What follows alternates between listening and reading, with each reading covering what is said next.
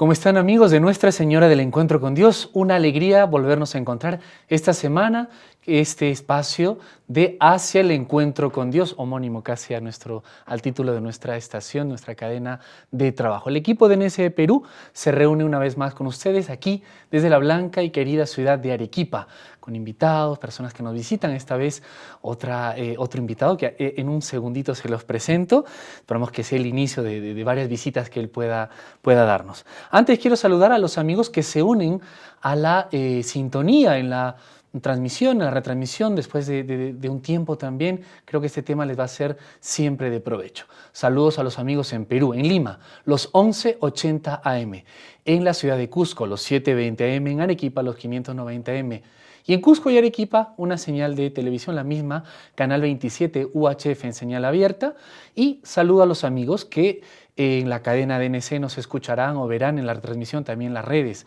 Nuestros amigos en Santiago de Chile, los amigos en Argentina, allí por Lomas de Zamora, Argentina, etcétera.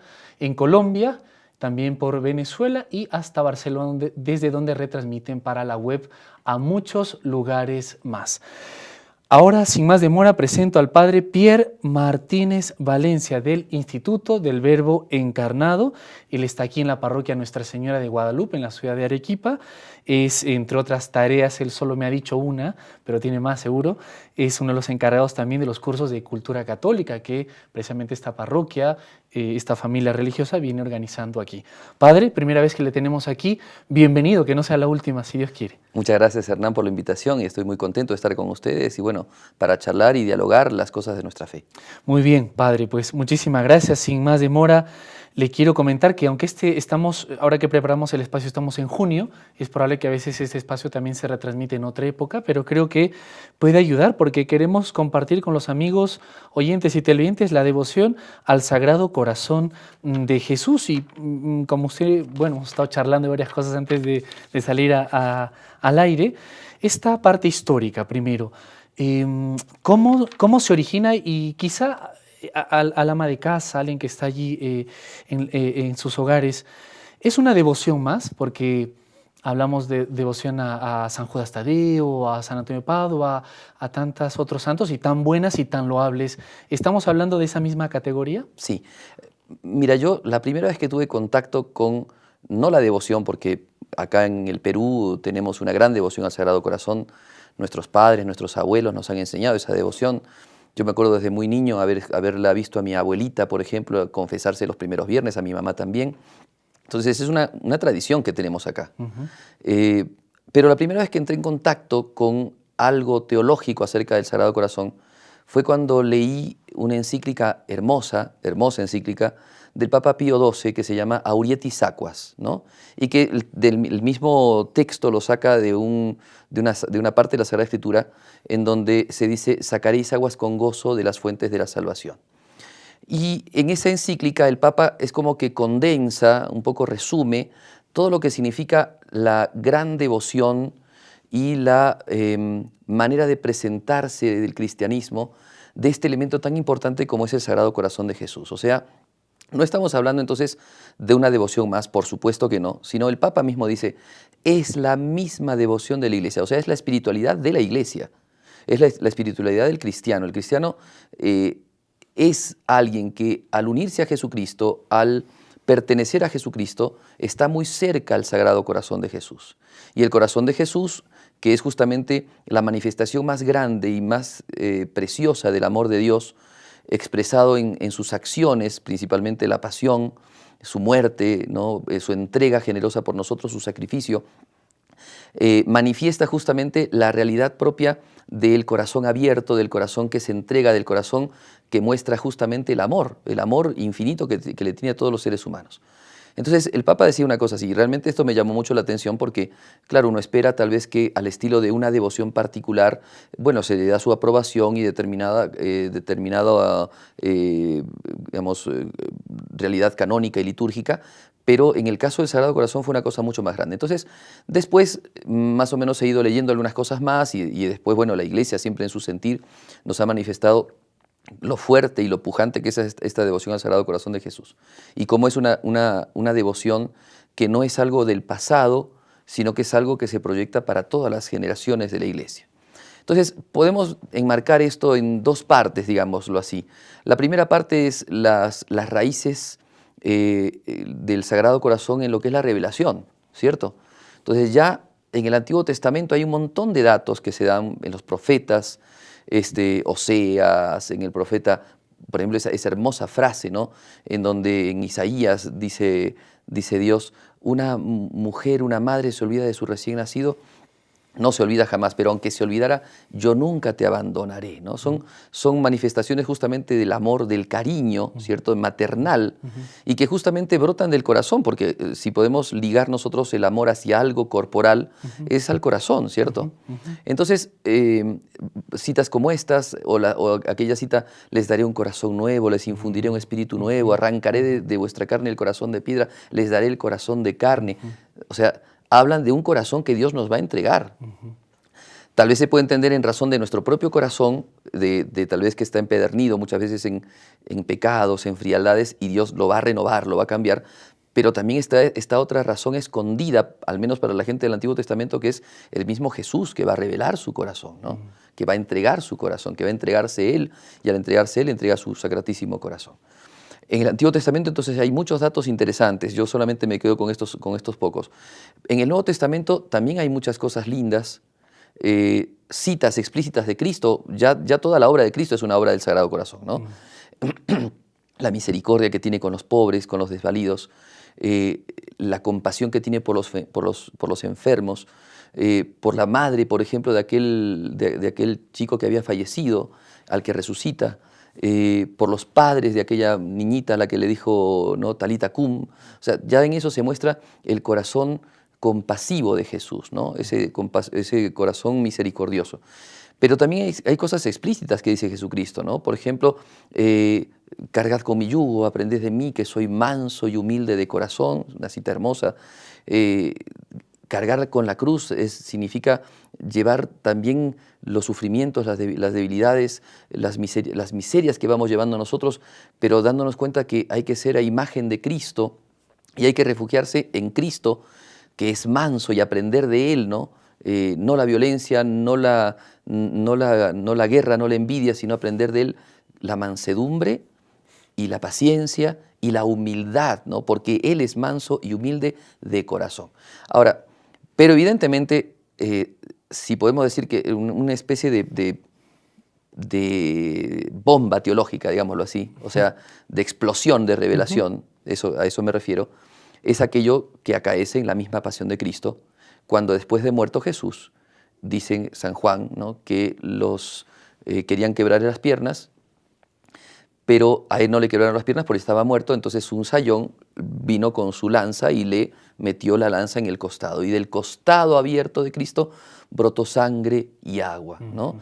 Esto es una alusión, claro que no dice corazón, pero es una alusión clarísima al corazón de Cristo, ¿no? Porque primero, ¿para qué hacían esto, digamos, concretamente los soldados? Justamente para herir el corazón, para que la persona que estuviera viva, directamente al herir el corazón, ya no pudiera latir más y muriera, ¿no? Entonces, ya muerto Jesucristo, aún muerto Jesucristo, le clavan en el corazón, pero aún, pero inclusive, digámoslo así, estando muerto Jesucristo, brota de su corazón sangre y agua, ¿no? Sangre que es la purificadora, ¿no? La sangre que dice el Apocalipsis, los que fueron lavados en la sangre del Cordero, y sus vestidos son blanquísimos, ¿no?, por la sangre del Cordero. Y el agua purificadora también, que es el agua que salta a la vida eterna, que Jesús también lo había dicho en San Juan, ¿cierto? A la samaritana, yo tengo un agua que es un agua que salta a la vida eterna. Entonces, eso es la revelación más grande, ¿no?, del Sagrado Corazón.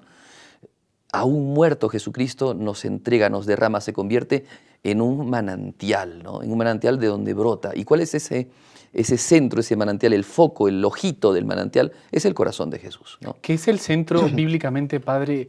¿Es la persona misma, el centro de los afectos, las luchas, el amor? ¿O el corazón pudo haber sido otro órgano el que el Señor hablase? Porque el corazón, no sé, para el mundo hebreo también, no sé. Claro, o sea, lo que pasa es que ya para la realidad humana, ¿no? Por eso te decía un poco antes, ya para la cuestión humana, el corazón está muy ligado al amor, a los afectos, ¿cierto? A todo afecto, ¿no? Inclusive al odio, el rechazo de corazón que tenemos ante una cosa mala, ante una injusticia. el amor evidentemente es lo que va marcando un poco la realidad de la voluntad humana, ¿cierto? O sea, es como la muestra externa, sensible de la voluntad humana, ¿no?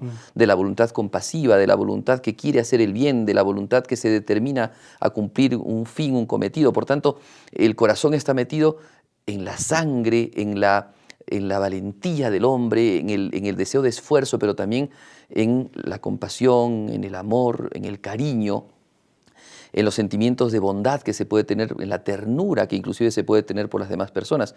En todo eso está metido el amor. Eso, podríamos decir que el corazón manifiesta la realidad más humana, en el buen sentido de la palabra, ¿no? Más humana del ser, de la persona. Entonces, por eso es que también es tan significativo el tema del corazón de Jesús, porque Dios se hizo hombre y en esa realidad humana de Cristo nos quiere mostrar un corazón que es un corazón generoso, bondadoso, lleno de caridad, lleno de adornos, ¿no? De generosidad para con cada uno de nosotros. Es curioso, padre, quizá me estoy adelantando al orden que hemos visto, que es el tercero, pero digo, es curioso porque lo decía Joseph Ratzinger, nuestro actual Papa Emérito, pero cuando se nos quiere presentar esta cultura, la modernidad o la posmodernidad, no sé en qué ya estamos, pero a un Dios lejano, ¿no? A un Dios que crea y se desentiende y nos deja al hombre como a las que se arregle. Pero seguir proponiendo un Dios que tiene corazón, siente, se enternece, parece contrario, ¿no? Claro. Que nos está... Bueno, pero la realidad más grande y hermosa de nuestra religión cristiana es el hecho de que Dios nos ha presentado a un Dios que se hizo carne, a un Dios que se hizo hombre, ¿no? A un Dios que levantó a la naturaleza humana, pero no desde afuera, sino desde adentro, ¿no? Se hizo hombre y compartió con el hombre y, digamos, vivió contemporáneo, ¿no? a los hombres de su tiempo y también contemporáneo a nosotros. La naturaleza humana de Jesús. Nosotros no vivimos en una teología de angelismos, ¿no? De espiritualidades por espiritualidades. De hecho, la Iglesia siempre se apartó de ese tipo de espiritualidades porque no son espiritualidades encarnadas, porque no son espiritualidades que afecten o que toquen la médula de lo que es el hombre. Y Dios vino a hacer eso, ¿no? Con su encarnación justamente asumió una carne. Interesante que San Juan en la Sagrada Escritura dice, no el verbo se hizo hombre. A veces nosotros cuando rezamos el Ángelus no usamos la palabra de Dios y eso no está bien, me parece que sería mucho más lindo decir y el verbo se hizo carne, primero porque es bíblico y después porque si bien podemos decir se hizo hombre, por supuesto, es lo total, ¿cierto? Sin embargo, cuando San Juan dice se hizo carne es porque quiere tocar hasta esa realidad corporal, sensible, hasta esa realidad física, ¿no? Hasta eso que se ve. Por eso es que también el corazón de Jesús manifiesta una espiritualidad profundísima, pero en la sencillez y en la realidad humana del corazón que nosotros vivimos. De hecho, es muy interesante porque en toda esta evolución de la devoción al Sagrado Corazón, la devoción al Sagrado Corazón, si es que uno la estudia, por ejemplo, en santos muy antiguos, ¿no? Hay santos como, por ejemplo, Santa Matilde, santos alemanes, ¿no? Que tenían una gran vida mística. Entonces el corazón de Jesús se presenta como un corazón triunfante, ¿no? Como un corazón de aquellos místicos, exclusivamente místicos, que después de haber atravesado toda la etapa de vida ascética, llegan a ese estado de contemplación y de lo que se decía en ese tiempo, ¿no? Digamos, el entregar el corazón, ahora no me sale exactamente la palabra, pero es como el enroque de corazones, sí, ¿no? Sí. Permuta de corazones, le llamaban así. O también la transverberación del corazón, ¿no? Que sufrieron algunos santos místicos. O la comunicación de los dolores del corazón que manifiestan algunos místicos también. Cuando, por ejemplo, en el caso de San Francisco, ¿no? Recibe las llagas, las estigmas. Entonces, eso también manifiesta el corazón, digamos, el dolor del corazón de Jesús y la transmisión de esos dolores. Pero en el caso después de Santa Margarita María, que es lo que vamos a verlo después, pero eso se transmite o se traslada, perdón, a una devoción ya no para místicos, sino para todo el pueblo cristiano. O sea que todos podemos ahora alcanzar ese corazón, podemos entrar en esa llaga abierta que es la puerta del corazón de Jesús y Jesús comunicarnos todas sus gracias y sus bendiciones a partir de esto, ¿no? Quizá a modo de resumen, nos toca la primera pausa ya, podríamos decir que esta revelación también ha ido evolucionando y Dios mismo es además quien la suscita para acercarse más al pueblo fiel. Sí, o sea, yo pienso que de hecho es así. Desde muy antiguo, ya la patrística, por ejemplo, nos habla, ¿no? El magisterio nos habla, hay escritos en donde hay santos padres, que San Agustín, por ejemplo, San Juan Crisóstomo, nos hablan de la naturaleza humana de Jesucristo y nos hablan de la bondad de Cristo y de ese corazón, ¿no? De Jesús abierto, traspasado, del cual se dan las gracias, el agua, la sangre, ¿no? San Agustín, cuando toca esto, por ejemplo, en los comentarios del Evangelio de San Juan, en sus sermones, habla justamente de un Jesús que ama y que en su amor no se ha detenido en la muerte, sino que ha entregado el árbol de la cruz. Es un árbol que ha dado frutos, y los primeros frutos que ha sido justamente ese agua, esa sangre. Eso también lo va a parafrasear el Papa Benedicto XVI en alguna homilía, tocando lo que San Agustín enseñaba. Entonces, podemos decir que eso ya existía. Ya el magisterio también habla acerca de esto, pero evidentemente esto va como dándose paulatinamente en una expresión, ¿no? Porque tú sabes que como toda cuestión de la vida de la Iglesia, de la fe de la Iglesia, la revelación está puesta y nos corresponde a nosotros el profundizar, el estudiar y el también crecer en la devoción y en el fervor a esa fe que Dios nos ha propuesto, ¿no? Y bueno, también será seguro la tarea de una sana teología, ¿no? Del ir profundizando y hacerlo, explicándolo al pueblo creyente. Cabe una pregunta y me voy con esta a la pausa y se la dejo al retorno.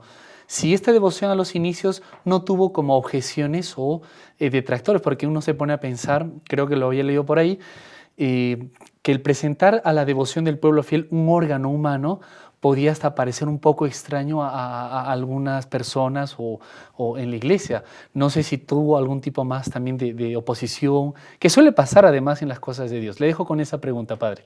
Muy bien. A los amigos oyentes y televidentes también les invitamos a una brevísima pausa. Nos visita el padre Pierre Martínez Valencia del Instituto del Verbo Encarnado. Estamos hablando acerca de la devoción al Sagrado Corazón de Jesús. No se muevan.